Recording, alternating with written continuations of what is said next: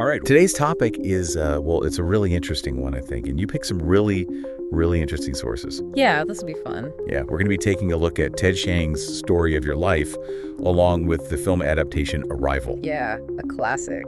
Ready to get to the bottom of this, explore it fully, and we're here for it. This should be fascinating, a really intriguing piece. Absolutely. For those who haven't encountered this story, picture this. Humanity meets aliens. These beings are called heptapods. The story focuses on Dr. Louise Banks. She's a linguist, and her mission is to understand their language. But here's the twist. Chiang takes it further. It's not just about communication. He delves into how this alien language reshapes human perception, especially our concept of time.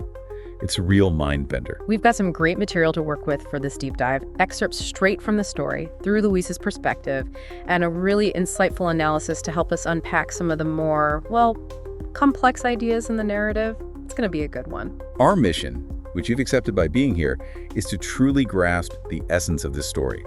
We want to understand the key elements, especially the heptapod's language.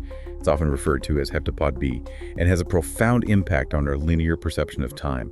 We're also on the lookout for those surprising insights, those thought-provoking concepts that make Chiang's work so compelling. To really get into this, where does this initial encounter happen in the material you've shared? Well, the excerpt starts with the pivotal first meeting. Louise describes encountering the heptapods in this almost sterile, uniform hallway. Interestingly, she notes a male heptapod couple. Right away, this thinks at a social organization different from what we might expect, right?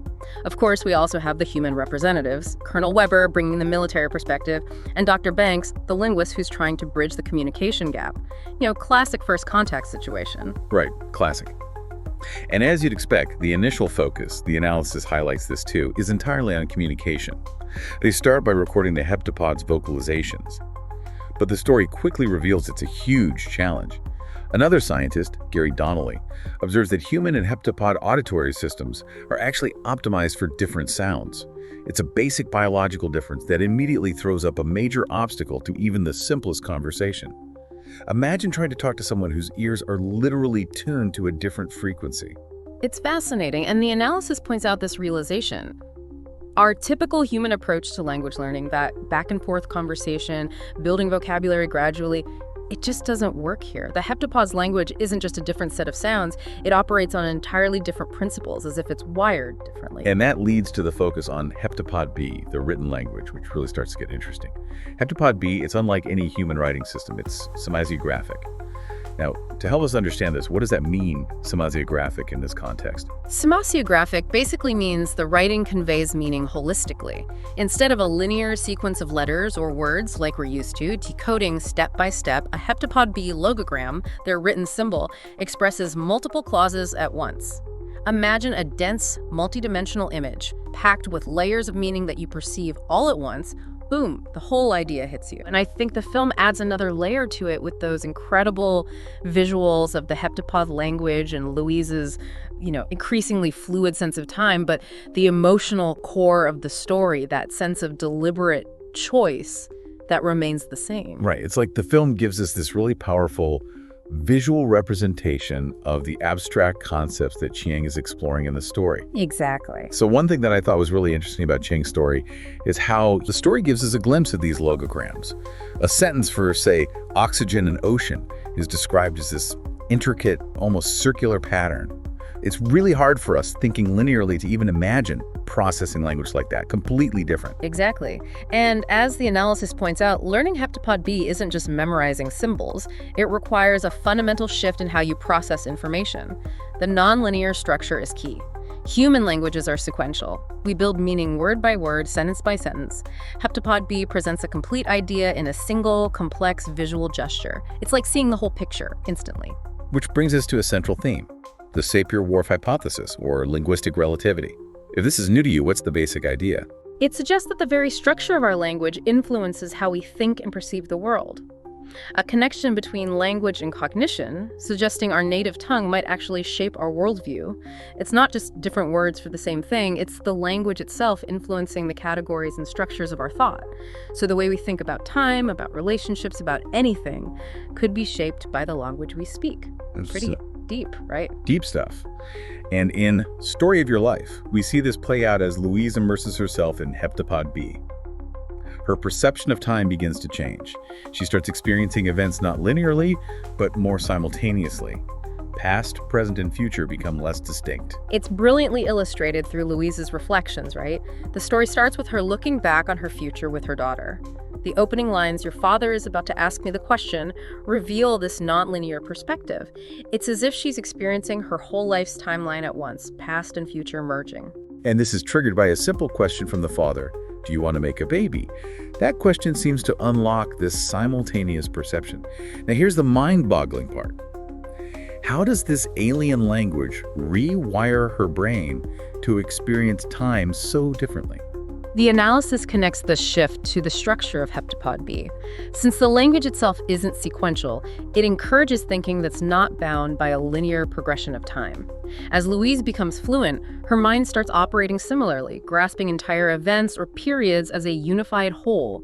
It's like her brain is learning to think in a fourth dimension, unbound by our typical understanding of time. It's as if her brain is adapting to how the heptapods experience reality, not just absorbing it, but a fundamental rewiring of her cognitive processes, right? Yeah. It's like her brain is being reprogrammed. Is what starts to change Louise's perception of time. It's like her brain is being rewired to think in a non-linear way. So as she gets better at understanding the heptapod language, her experience of time starts to mirror that non-linearity. Precisely, and Chiang gives us these really subtle but powerful examples of this. Like there's a part where Louise suddenly remembers a conversation with Gary that's going to happen in the future. Like she's having a memory of something that hasn't happened yet.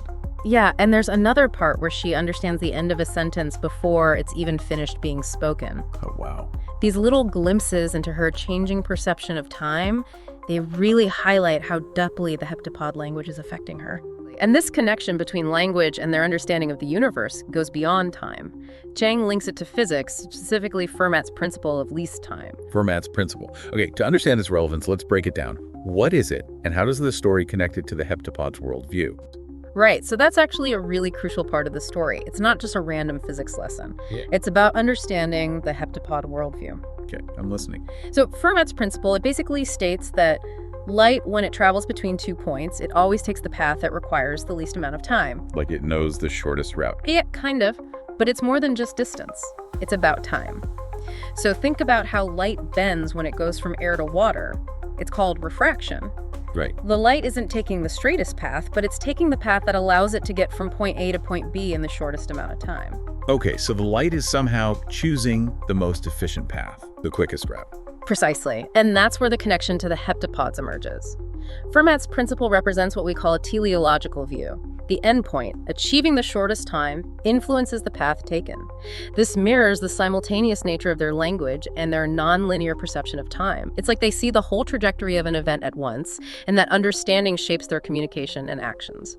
The story even includes diagrams illustrating these different paths of light, emphasizing how the path of shortest time isn't always the most direct one spatially. There's a conversation in the story where Louise and Gary discuss this. Gary observes that the heptapods seem to inherently know the entire trajectory. Huge implications for how they communicate and make decisions, right? It's like they're always playing chess 5 moves ahead. It's thought-provoking how Chiang uses this physics principle to shed light on the heptapod's consciousness. Their language and understanding of the universe are deeply intertwined, operating on principles fundamentally different from our linear cause and effect model. And this leads to profound philosophical questions, especially about free will. If you perceive all of time simultaneously, does choice have the same meaning? Does the concept even exist? Crucial point. And this idea carries over into their physics, which is described as teleological. Teleological. Yeah, it basically means that their understanding of the physical world is focused on the end result, not just the sequence of events that lead up to it. So instead of thinking about cause and effect, they're thinking about purpose. Exactly, and that's a really fundamental difference in worldview. And that brings us back to Louise, right? If the future isn't something sequential, but simply is existing all at once, choosing a different future becomes problematic. A big question for Louise, and for us. If she experiences time this way, seemingly knowing what will happen, does she have free will? Is everything predetermined? The story dives into her struggle with this. She sees her daughter's life, joys, and sorrows all laid out. Can she accept this seemingly predetermined future? It's a powerful exploration of agency and destiny, choice versus fate. It makes you wonder, if you knew the future, would you try to change it? or just accept it. Her reflections are central to the story's emotional core. She's not just intellectually grasping nonlinear time, she's living it, experiencing it, reconciling this alien way of perceiving reality with our human understanding of choice and consequence. Beyond language and time perception, the story describes the heptapods' communication as gift-giving. What does this mean for their interactions with humanity? It suggests a fundamental difference in motivation. Humans communicate with a goal to convey information, persuade, negotiate. The heptapods seem to offer information without expecting immediate reciprocal exchange. It's more about sharing knowledge, not a strategic play. Imagine communicating without any hidden agenda. Colonel Weber, with his military background, struggles with this. He's always looking for intentions, a strategic purpose. It takes time for the humans to realize the heptapods might operate on different principles. They're gifts of language and knowledge offered without strings attached. This highlights the potential for misunderstanding when encountering different intelligences. Our human biases, assumptions about communication, can blind us to other possibilities. So putting it all together, what's the impact of learning the heptapod language on Louise? It's more than just vocabulary and grammar, right? It changes her whole perspective. It's transformative. Learning heptapod B alters her perception of reality. She experiences time in a way that's both a gift and a burden. Insight into the interconnectedness of time, but she loses the comfort of a linear existence. It's that aha moment, right? Language isn't just a communication tool. It shapes how we think and experience the world, perhaps at a level we don't even realize. Exactly. A powerful reminder that our own languages, the ones we use every day, might subtly shape our reality. There's a part where someone compares communicating with the heptapods to giving a gift. Oh yeah, I remember that. Like you're offering something to the other side, but you don't know how they're going to receive it or what they're going to do with it. Yeah. Like, we often take language for granted, but Story of Your Life and Arrival, they really force us to reconsider how deeply language shapes our understanding of the world and even our experience of time. The way we think, the way we experience time could be profoundly shaped by the language we use. That's right. And that idea, linguistic relativity, that's the real kicker. It makes you wonder what other ways of understanding the universe might be out there just waiting to be unlocked by different forms of communication. So, let's recap. We've explored the nonlinear structure of heptapod B and how it leads to Louise's nonlinear perception of time. We examined the connection to Fermat's principle, suggesting a fundamentally different way of understanding the universe. And we grappled with questions about free will and choice. Ultimately, the story reminds us of the limitations and possibilities within our own languages. It challenges us to consider that language doesn't just describe reality. It might actively construct the reality we perceive. That's a powerful thought. It leads us to a final point for you to ponder. If language shapes reality so profoundly, what possibilities might open if we could think and perceive differently, like the heptapods? Consider this.